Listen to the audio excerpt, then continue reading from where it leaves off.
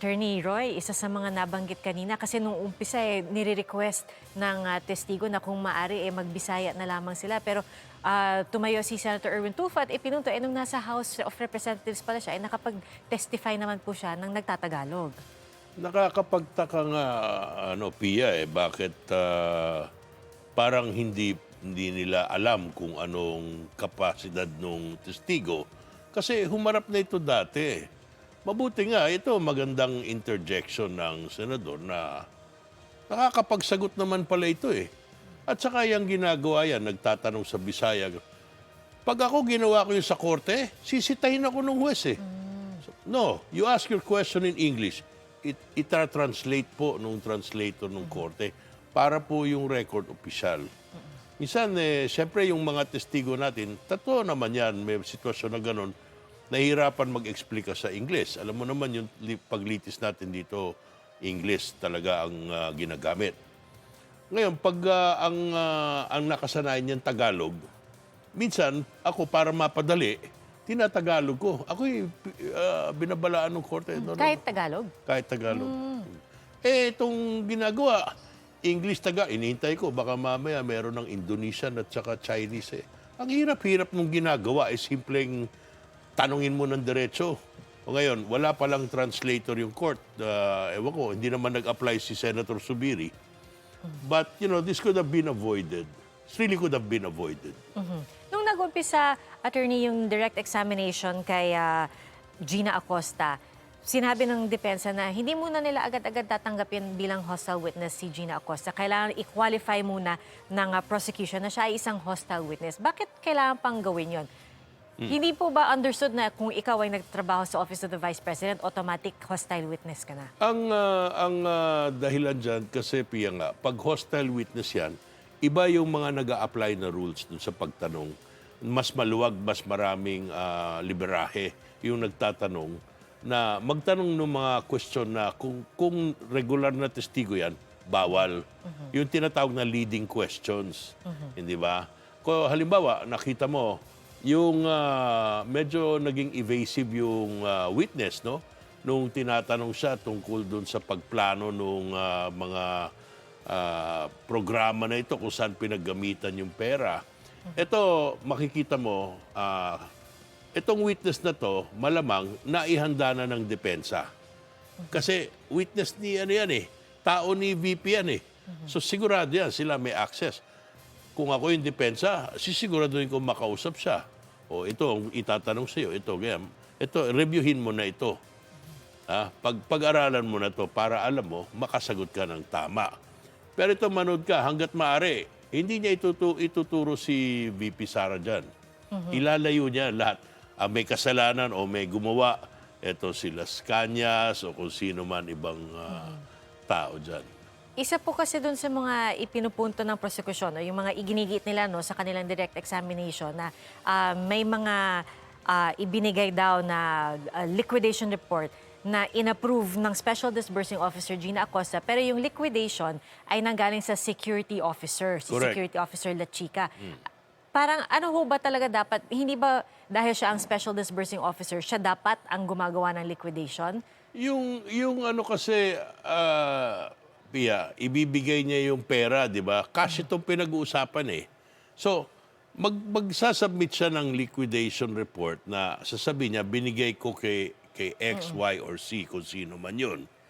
Pero, magagawa niya lang yun pag yung si X, Y, or Z sumagot sa kanya, natanggap ko yung pera, ito yung ginawa namin sa pera, etc. Yun ngayon, titibayan ngayon ni Gina Acosta, yun ngayon ang isusumite niya. So yung liquidation report, kailangan umaabot doon sa dulo.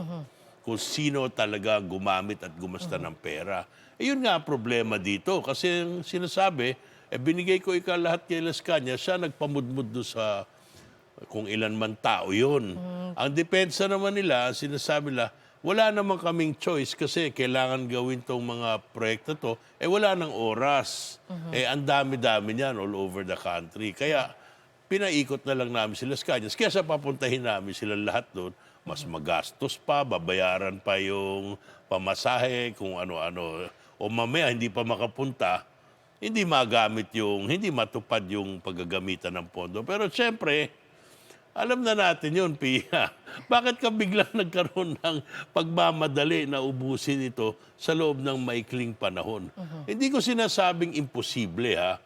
Posible, pero medyo patunayan mo mabuti kung bakit itong panahon na to, yung kakaupo mo pa lang sa opisina, bigla kang na-realize mo na, ay, kailangan ko gamitin to 125 million para ma-secure yung, yung opisina ko or yung departamento. So tingnan natin pagbalik nila from lunch break, Attorney Judd, kung paano yung magiging takbo nung nalalabing bahagi ng direct examination. At ngayon po, para po tulungan tayong balikan yung mga nangyari nitong umaga at yung mga inaasahan pa natin sa pagbabalik ng impeachment court after ng lunch break, tawagin po natin si Joseph Morong na nasa Senado.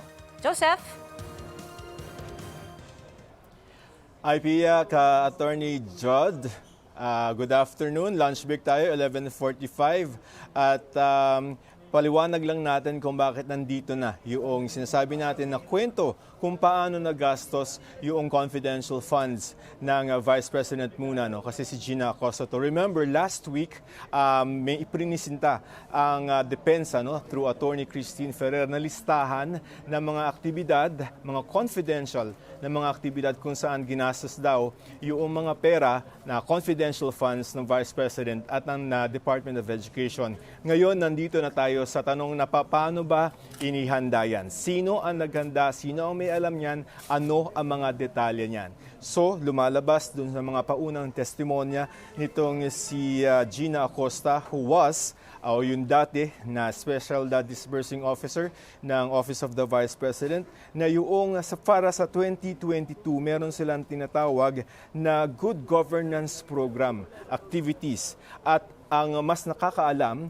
kung ano yung mga aktibidad na yan, kung ano yung mga nilagay dyan, ay itong si Colonel Dante Lechica, who was the OVP Security Command Chief. No? So, ang sinasabi nitong si Acosta, nung pong pagdadraft na yan, dalawa kami, ako at saka si Colonel Lechica, at siya yung naglalagay ng mga aktibidad. Tinanong siya ni Presiding Officer Chisa Escudero, meron bang pagkakataon na kung kayong dalawa yan at ikaw, yung disbursing officer, ikaw yung may kapangyarihan na mag-ekis o mag-check ng kung allowed yan na gagamitan ng confidential funds. Sabi nitong si Acosta ay nagde-defer siya. Ibig sabihin, hinahayaan niya itong si Colonel Chica na maglagay ng mga aktibidad doon sa kanilang Good Governance Program para sa taong 2022 concerning yung 125 million na confidential fund spending.